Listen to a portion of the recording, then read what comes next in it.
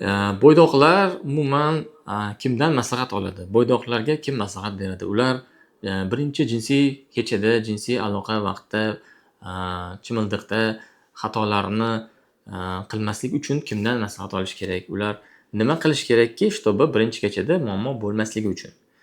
Assalomu alaykum azizlar. Bugun YouTube kanalimizni mavzusi bo'ydoqlar haqida gaplashamiz. Bo'ydoqlarga maslahatlar. Ular birinchi kechada xato qilmasliklari uchun maslahatlarni gaplashamiz. Men ismim doktor Akbarshoh, urolog, andrologman, bilasizlar. Va hozirgacha 100 mingdan ortiq bemorlarga o'z maslahatlarimizni berib va davolab, kerak bo'lsa operativ jarrohlar yo'li bilan davolab kelmoqdamiz. Demak, davom ettiramiz. Bo'ydoqlarni temasi. Bo'ydoqlar umuman qachon bo'ydoq? Bular uylangungacha bo'lgan davr bo'ydoqlar davri hisoblanadi.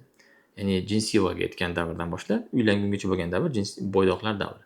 Bu davrda to'ygacha hali vohli erkaklar, yigitlar kimdir jinsiy hayoti bor, kimdir jinsiy hayoti yo'q, faqatgina shu ruschasiga aytganda девственник, ya'ni hali bokirbek bo'lib yashab yuradi jinsiy hayotgacha.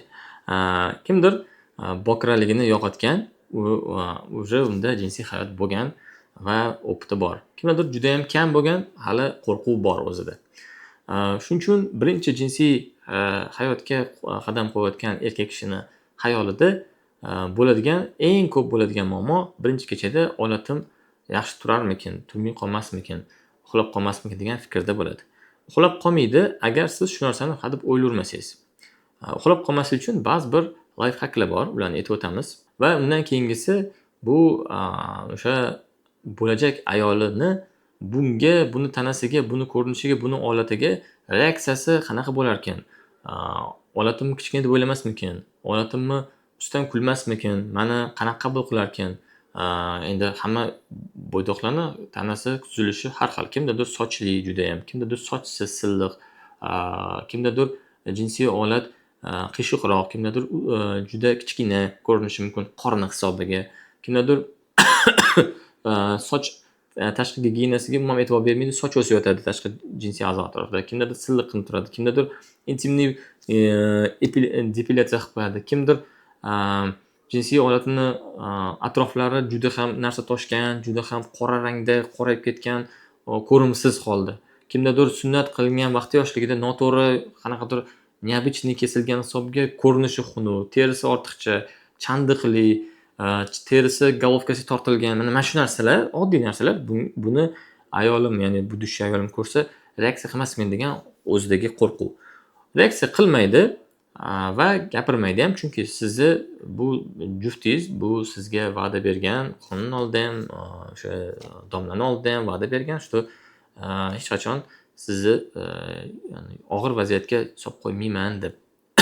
Jumladan siz ham kelajakdagi ayoli 2-3ta turmushni ko'rmagan bo'lsa, agar birinchi marta turmushga chiqayotgan ayol bo'lsa, unda bunday reaksiyalar, ya'ni bunday ko'rinishlar bo'lmaydi. Chunki ayol kishi erkak kishini jinsiy olatiga qarashi umuman mumkin emas yoki qarashi joiz emas.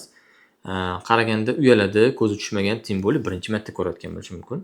U rasmda ko'rgan bo'lishi mumkin, hayotda ko'rsa qaramaydi ham. Bu narsa o'tib ketdi, keyingisi bo'ladigan qo'rquv bu qizlik pardasi. Bu juda ham bo'ydoqlar orasida tarqalgan gap. Qizlik pardasi. Bu pardani men asbobim yirta olaydimi, ola olaydimi degan narsa. Ola oladi. Sizni asbobingiz asosiysi qo'zg'alsa bo'ldi. Asosiysi 5 sm-dan uzun bo'lsa bo'ldi qo'zg'algan vaqtda. Chunki qizlik pardasi qizlik lablarini, ichki lablardan 1 sm, 1,5 sm ichkarida turadi. Bu ichkarida emas, ba'zilar miflarga o'xshab. Chunki shunaqa gap chiqib ketdi. Qizlik pardasi juda ichkarida ekan, olating kichkina bo'lsa ola olmaysan. Bu 12 sm olat bilan ham jinsiy qizlik pardasini yirta olmaysan degan fikr chiqib ketdi. Bu noto'g'ri fikr va bu narsa umuman noto'g'ri. Unday emas. Tasavvur qiling, qiz bolaning qizlik pardasi ichkarida-da, u ungacha nima xohlagan ishini qilib yuradi. Xolasa barmog'i bilan o'zini qondirib yuradi, xolasa o'sha aloqa qilib yuradi. Bunaqa emas. Qizlik pardasini o'zi bo'lishiga sabab qizlik lablardan ichkariga qinga infeksiya kirmasligi uchun himoya qilib turadigan yupqa parda va uni o'rtasida teshik bo'ladi. O'sha infeksiya ichkariga kirib ketmasin degan maqsadda himoya qilingan bo'ladi. Joyida aytib ketaman, jinsiy olatni qanday o'lchamda bo'lishidan qat'iy nazar, ya'ni qo'zg'algan vaqtida qiyshiqmi, chapga qaraganmi, pastga qaraganmi, tepaga qaraganmi, golovkasi kichkina, o'zi tanasi go'shtlimi yoki aksincha tanasi ingichka, golovkasi kattami? Qanday bo'lishidan qat'iy nazar, siz buni turg'izib qinga tiqqaningizda ishlatadigan narsalar bor. Ya'ni gel, mayz, vazelin albatta bo'lishi kerak, chunki sizni olatingiz teshigidan chiqadigan smaska yetarli miqdorda bo'lmay qolishi mumkin. Tursingizga artilib ketishi mumkin va shu narsalar ta'sir qiladi. Aloqadan oldin siz albatta ruhan o'zingiz tayyor bo'lishingiz kerak birinchi kechada. Chunki siz o'zingiz ruhan tayyor bo'lmasangiz, siz o'zingiz tanangizni qanaqa tuzilishidan, nimadan iboratligini bilmasangiz, siz aloqani amalga oshira olmay qolasiz. Ya'ni omadsiz kechadi. Va birinchi kechada albatta siz o'zingiz tayyor bo'lganingizdan keyin ayolingizni ham tayyorlashingiz kerak ruhan. Qanaqa ma'noda? Unga ruhiy madad va jismoniy ozgina yordam berishingiz kerak. Ruhiy madad deganda, qo'rqma, bu narsa imtihon, kelamiz boshimiz birinchi marta, hatto sizda bir necha marta o'sha to'ygacha bo'lgan bo'lsa ham, siz buni ayolingizni ruhan madad berib, sal bo'lsa ham расслабиться qilishiga, bo'shashishiga yordam berishingiz kerak. Chunki agar bunaqa qilmasangiz, shartta ochib shtonni ichib tiqaman desangiz, u ham qarshilik qila boshlaydi, ham qo'rqadi va siz olatingiz qo'rqqandan qarshilik qilgandan uxlab qolish ehtimoli bor. U qattiq qarshilik qilgandan, qinni qattiq zo'riqqandan siz o'sha qizlik pardasini noto'g'ri yirtib qo'ysangiz, qon ketib qolishi mumkin.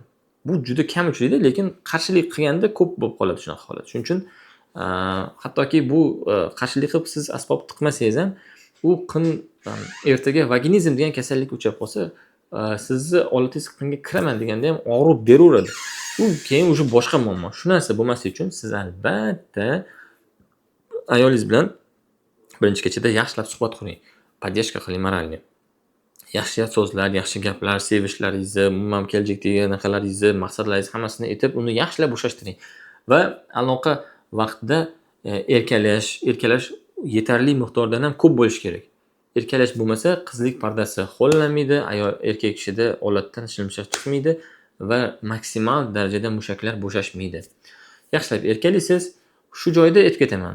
Qizlik birinchi kechada kichimildiqdan oldin 2 soat, 3 soat oldin iloji bo'lsa CD qop to'la bo'lsin. Bu jinsiy holatni uxlab qolmaslikka olib keladi. Yoningizda vazelin, lubrikant nimadir bo'lishi kerak, чтобы sizni mabodo smaskangiz yetmay qolsa, shuni surib qinga kirib ketish uchun, holatni yaxshi kirib ketish uchun surtma kerak. Va yaxshilab erkalaysiz, smaskani surasiz, holatni uxlab qolmaydigan darajada o'sha, ya'ni o'zida ham ruhan tayyorsiz. Menda holat uxlamaydi, menda o'lchami yaxshi, muammo bo'lmaydi, hamma sekatlarni qilmayman. Ham qovg'ingiz to'la, holat uxlab qolmaydi, yaxshi turadi.